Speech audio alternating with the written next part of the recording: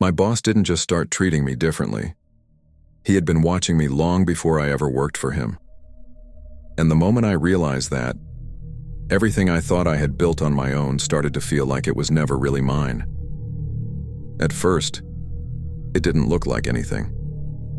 That's how these things always begin. Not with something obvious, not with something you can clearly point at and call wrong. It starts small, quiet, almost invisible. A shift in attention, a slight change in behavior. Something that doesn't sit right but also doesn't feel wrong enough to question. My boss had always been distant, professional, controlled, the kind of person who never blurred lines or got involved beyond what was necessary. That's why I noticed immediately when those lines started to move.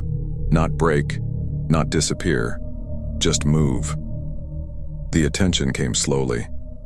More meetings than usual, more direct interaction, more moments where I found myself being singled out without a clear reason. At first I told myself it was a good thing. Recognition, growth, the kind of opportunity people wait for. But something about it didn't feel earned. It felt placed, like I wasn't stepping forward on my own, but being positioned. I ignored it. That's what you do when something doesn't make sense. You give it a better explanation. You tell yourself you're overthinking, that you're reading into something that isn't there. But it didn't stop. It escalated. The opportunities became more obvious. Projects started finding their way to me without explanation. Meetings I shouldn't have been part of became routine. My name started showing up in conversations I wasn't even in, and people noticed. At first it came as jokes, light comments, easy to laugh off. But over time the tone changed. The jokes carried weight. The kind of weight that suggests people think they understand something you don't. The truth was, I didn't understand it either, because I couldn't explain why it was happening. And that's when things started to feel wrong. Not because of what he was doing, but because of how it felt. The attention didn't feel professional anymore. It felt specific, like it wasn't about my work, but about me. That's when I started noticing him differently. Not as a boss, but as a presence. The way he observed, the way his attention lingered just a little too long. The way he seemed to recognize things about me I had never said out loud. Small details, personal details, the kind of things that shouldn't have been familiar to him. At first I told myself it was coincidence. But coincidence doesn't repeat itself, it doesn't follow patterns. And once you start seeing the pattern, you can't unsee it.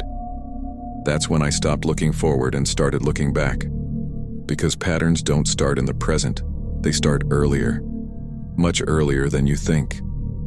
And once I started tracing things back, everything began to shift. The timeline didn't feel random anymore. It felt connected. There were moments that didn't make sense before that suddenly did. Things he said, things he noticed, the way he spoke about certain places like he had been there, like he had seen me before. That was the first thought I tried to ignore. Because once you consider something like that, you can't go back. But it stayed. And the more I thought about it, the more everything else started aligning around it. So I stopped guessing. And I looked, not at him as my boss, but as a person. And what I found didn't feel like an answer. It felt like confirmation. We had crossed paths before, years ago. Not in a way that mattered to me. Not in a way I would have remembered. But close enough. Close enough that I could have been noticed. Close enough that I could have stayed in someone else's memory. That's when everything changed. Because now it wasn't about what was happening. It was about why. And that question breaks everything. Because once you ask why, you stop seeing things the way you used to. You start connecting things you didn't connect before. You start realizing that what you thought was random might have been intentional. And that's when the thought hit me. What if this didn't start when I got the job? What if it started long before that? The next time I was in his office, I didn't wait. I didn't prepare. I just needed to know. And the moment I asked, I already understood the answer. He didn't look surprised. He didn't deny it. He just paused. And in that pause, everything became clear. He recognized my name. Before I ever stepped into that building, before I ever sat across from him, before I ever thought I had a chance. And once he knew, he made sure I got the job. Not because I earned it, not because I deserved it, but because it was me. That was the moment everything broke. Not loudly, not dramatically, but completely. Because in that moment, every step I thought I had taken on my own stopped feeling like mine. Every opportunity, every promotion, every moment I thought I had proven myself started to feel like something else, something arranged, something guided, something I didn't choose. That's the part people don't talk about. Not the attention, not the reason behind it, but what it does to your sense of reality. Because once you realize your path might have been influenced without your knowledge, you don't just question the situation. You question yourself, your decisions, your progress, your worth. I didn't leave right away. Most people think that's what you do. Walk out, cut it off, end it. But it's not that simple. Because when something like that happens, you need time to understand what it actually means. So I stayed. And what happened next made everything worse.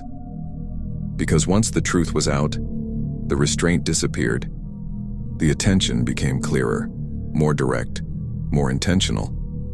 There was no confusion left, only pressure, not spoken, not forced, but constant. And that's when I realized something I hadn't wanted to admit. This was never about work. It was never about opportunity. It was about proximity, about control, about building a situation where I would end up exactly where he wanted me to be, without ever realizing how I got there. That's when I left. Not dramatically, not loudly, but completely. Because some situations don't need confrontation. They need distance. And walking away should have felt like relief. It should have felt like clarity. But it didn't. Because once you see something like that, you don't unsee it. You carry it with you. The awareness, the doubt, the understanding that things aren't always what they appear to be.